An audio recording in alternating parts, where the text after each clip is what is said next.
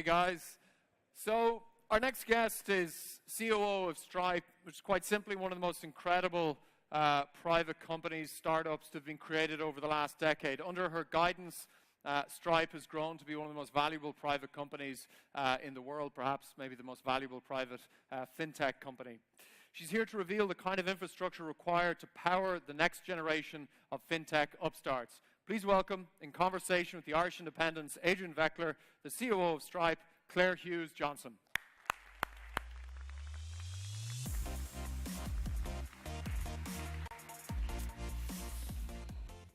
Hello, thank you for coming to our session today.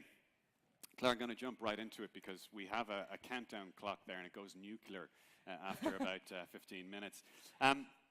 I wanted to ask you about cryptocurrencies because Stripe was one of the first online payments companies to actually enable Bitcoin support 4 years ago. And earlier this year, you actually ended support for Bitcoin. Why did you do that? Yeah, we're very optimistic about cryptocurrencies. The Bitcoin decision was really about what our customers needed and wanted, and we weren't seeing a lot of usage, we weren't seeing a lot of demand. Increasingly, Bitcoin looks more like a store of value than a currency. And so the settlement times were long and unpredictable, the fees were high, it just wasn't being used to really pay for things. And so we're very interested in the space. Stripe was an early investor in Stellar, which is another cryptocurrency. And when we do start to see currency and real exchange in the way that our customers want happening, we'll absolutely be there. We always are on the sort of innovative edge of being there in that space. So you do see a future. You see maybe Stripe returning to the cryptocurrency space in time. It's all about usage and demand from merchants. But I remain optimistic that we're going to get there, but we're not seeing it today. And the issue specifically there was it a combination of the resolution of payments, how expensive it ended up being for customers, or just lack of demand? Lack of demand, I think, is the fundamental reason. And then how it was starting to behave was like making it less interesting even to try to make it work, fundamentally. Okay, we're sitting here in Europe, in Dublin, which in Ireland we would like to think of ourselves as being one of the financial technology capitals of Europe. From your perspective in Stripe in San Francisco, with almost 1,000 people over there right now? Yeah, right? well over 1,000 now, yeah. Over 1,000. How do you view the European fintech or innovation scene? We saw, for example, Dutch company Adrian IPO there. Its shares doubled right after it IPO'd. It has some huge clients, including Uber and Netflix. It seemed that Europe used to be well behind Silicon Valley. What's your perception of it now?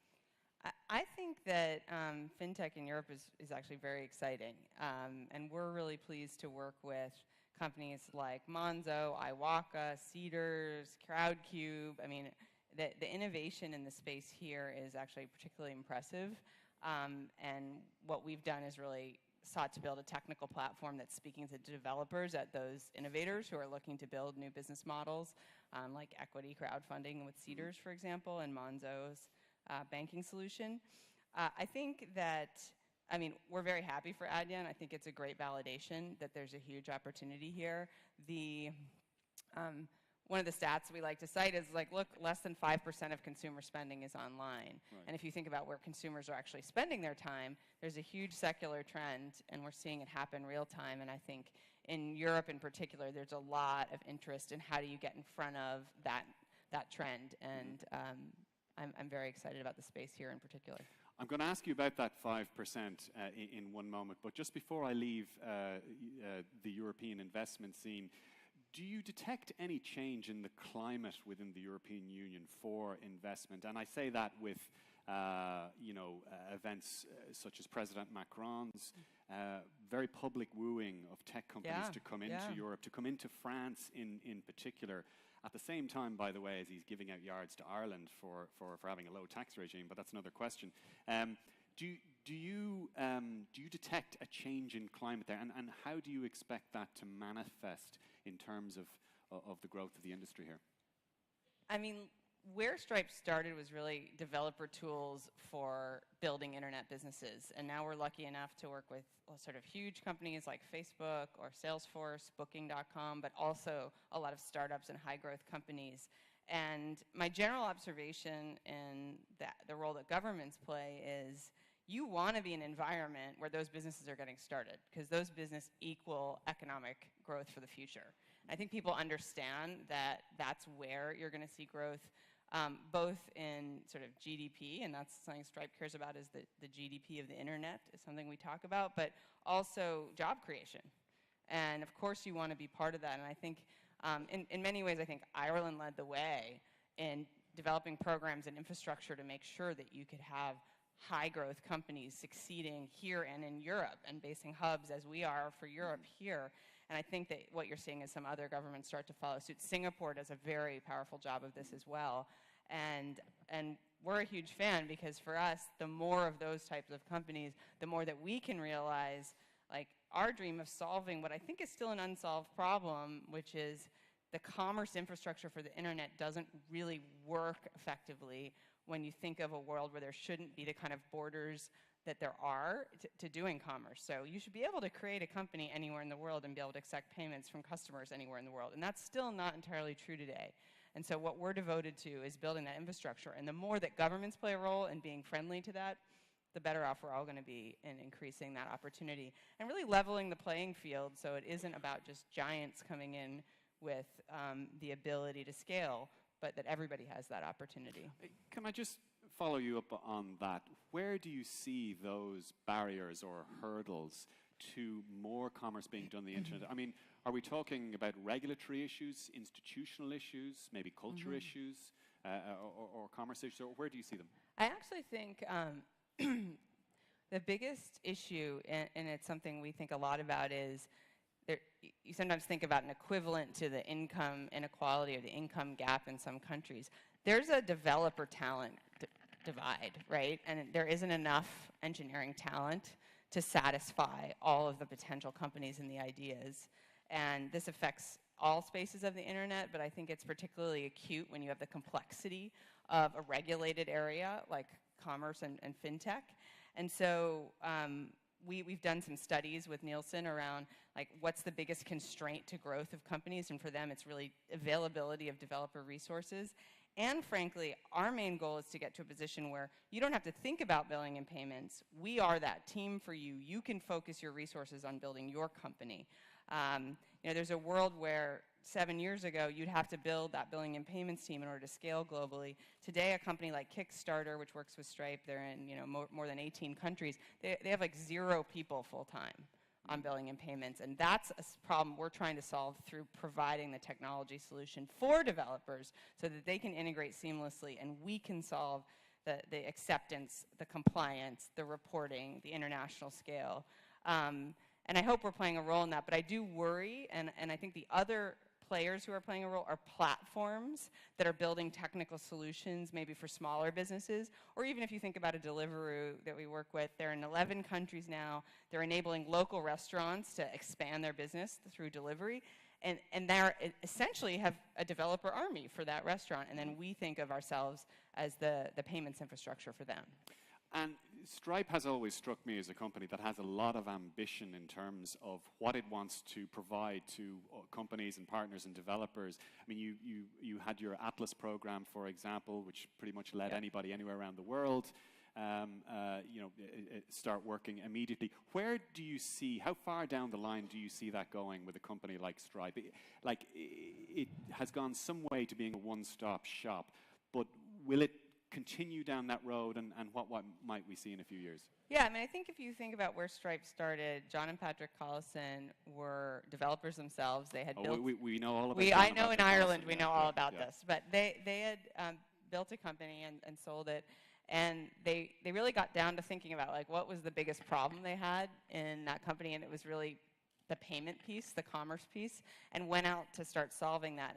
And my main response to you is we're a very long-term thinking company, but that problem space is not solved, right? So we're going to stay focused in that area. They're sort of our core platform, and then you're seeing us build products on top of that. So whether it's our Radar product for using machine learning for fraud prevention, our billing product, which is giving you a developer toolkit for different subscription models, invoicing models. Atlas is a great example of us getting the entrepreneur to developer earlier as they think about, I need to incorporate my business, I need a bank account, I need to understand my, what's the right tax structure and arrangement. We're very devoted to that, but we're essentially building from where we are based on customer needs and demand. And there's plenty room to go on that. Well, so because there's that 5% figure that you Yes, mentioned earlier on, 5% of the world's payments, I believe. Consumer spending. It's actually really hard to track what is the market space, right? Because you can look at e-commerce spend, but you all see the new business models. I mean, to me, Lyft, which is a Stripe customer, Uber, they're not e-commerce spend, right? So as all payments move online, which is frankly my belief, it's hard to measure. You're either looking at the entire space of commerce or you're looking at e-commerce because those are the stats available. So you can look at pieces like consumer spending, but there's also a lot of B2B spend that's increasingly moving online. So I don't have a clean answer for you because the measurement is tricky, but we know we're at the very, very beginning. And to kind of restate what I asked a moment ago, how are you preparing for that next 5%, that next 10, 15, 20%? What are you seeing coming down the line, and how are you preparing for it? Yeah, I mean, we've got to be everywhere. The rate at which companies are going international is speeding up, in my opinion, and I think it's incredibly exciting for reasons I already outlined around, look, we want the internet to be a level playing field for anyone, and anyone to be able to start a business where they want to start that business and transact globally. So really keeping that global expansion happening, and as many of the people in the room here probably know, but the more markets you get to, payments is extremely local in many ways. The payment methods, the regulatory environment, the banking infrastructure, and so getting that knitted together so that we can offer a full stack solution to our customers is a non-trivial task. We're excited to take it on, but when you say the next 5%, I think it's there. It's finishing the first, right. And that's a long-term project. Okay, and what do you think the fintech ecosystem is really lacking in terms of infrastructure, appropriate infrastructure? I mean, I think there's so many interesting solutions happening every day. I was in a roundtable discussion here a couple of hours ago, and the debate was the classic one in any sort of digital strategy, which is there going to be more aggregation or more fragmentation? And as you get consumers getting more choice, and frankly, products, like if you think about Monzo or Starling or Atom, these challenger banks, Revolut, getting more consumer-focused in how they're building their financial solution, I think that's good news for everyone because we're meeting them where they need us. And I can't name a particular area that I think is lacking because every time I turn around, there's a new innovative company, especially, as you said, from this part of the world. Okay, so a lot of people who would know you in Silicon Valley would know you as much as from Stripe as from Google before. You were vice president there. You're kind of an expert at scaling companies, if I may say so. And Stripe itself has gone from really just a few employees to over 1,000, as you say. What's the biggest lesson that you have learned from that? Yeah, I've been really fortunate to now participate into really high growth companies. And I wouldn't say I'm an expert, but it turns out we're getting more of them every day. So there's more experts out there, I'm sure. I think it comes down to three things, really, and if you want to make it a simple framework. I mean, one is product. Like, do you have the product market fit? And make sure you know that you do. And sometimes companies get their product market fit and then keep searching for it. And they forget to flip into growth mode. And I think that's an important thing. Be aware when you have that product market fit, which markets you have it in, and pour gas on that fire.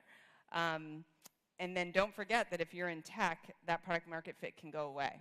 So you've got to stay at the cutting edge, innovating, and meeting your customers where they need you. The second is really about the people. If you're not hiring the best talent who knows how to get from 0 to 1, and then the ones who can get you right after that from 1 to 5 and 5 to 10, you really are going to struggle, especially if you're trying to go global, because you need the right people around the world who understand what it's going to take to build the business. And a lot of different functions have to come to play, especially if you have a very complex business model.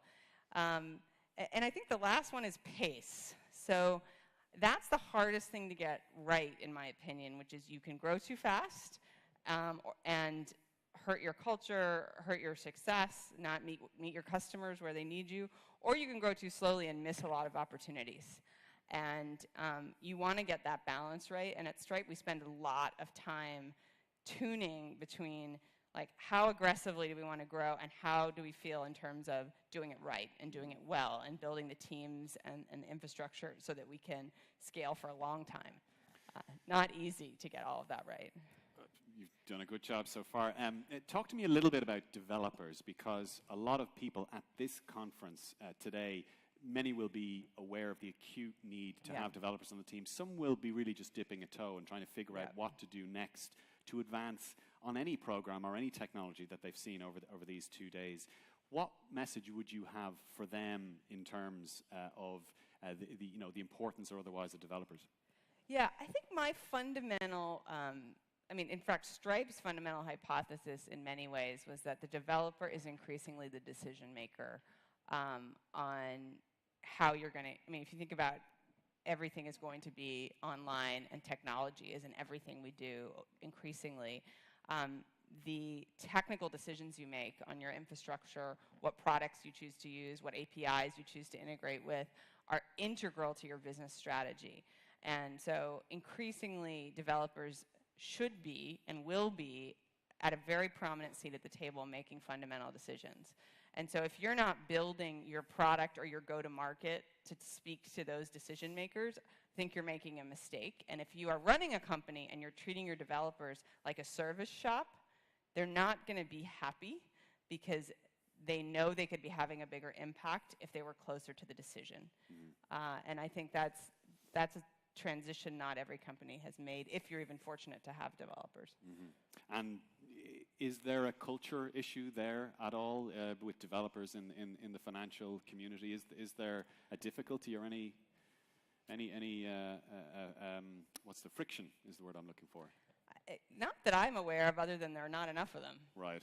Okay. Yeah. Just lastly, you have a growing office here in Dublin. Yeah. I think you probably have about 100 people. Is that right? Yeah, right okay. around 100. So, is the process of getting involved with Stripe, is it from a customer point of view? Is it purely an onboarding SaaS way of doing things, or have you yet entered the kind of the pinstripe world of meetings and executives? The pinstripe world.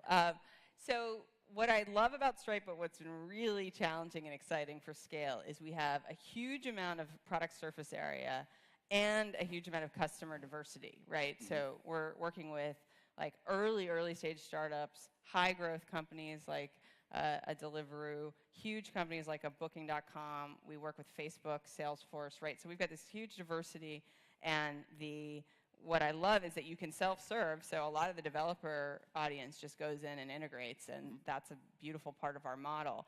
But when you're making a decision on your commerce infrastructure or payments, it's a big decision. And so we end up with already a lot of, whether it's inbound opportunities that we need to talk through and coach and consult through the decision, or longer sales cycles. So yeah, part of what I've done at Stripe is built out our go-to-market teams, our user operations, our customer success, our field engineering, in order to serve that whole gamut of customers who have very different needs, and frankly, the decision makers are quite different depending on their scale.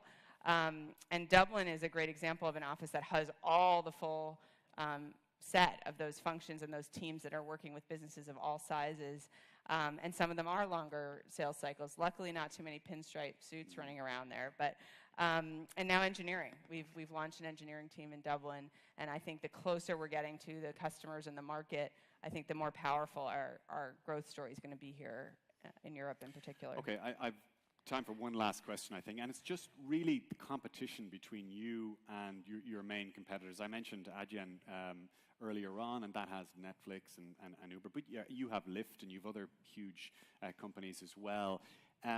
Is there a lot of choice now for companies and customers that want to, that are considering an online payments platform? I think like the thing that's also fun about the space we're in is the complexity of it. We truly started with a developer and a technology solution, and our DNA is much less about being about payments or the financial services and more about technical and software solutions. And increasingly our business is a combination of payment acceptance and then software that's very smart to use to run your business, like our Connect product for marketplaces like Deliveroo or Instacart in the US. And so what I would say is, depends on what kind of solution you're looking for. If you're looking for just a gateway, right, more of a sort of, I want to plug in, I want to work with the banks directly, I want to set up my own bank accounts, I want more control over, or I want to build my own fraud and compliance services, you might choose just a sliver of the solution, or you might go with us, which is more of like, here's a full stack, here's everything I'd need, I don't need to put engineering resource on this. And so I think there is a difference when you get down to the decision, and it has to do with where you're at in what you're looking for. Okay, listen, folks, with that, I think we're going to wrap it up. Would you please show your appreciation for Claire Hughes Johnson, Chief Operating Officer Great. of Stripe? Thank you, everybody. Thanks, Adrian.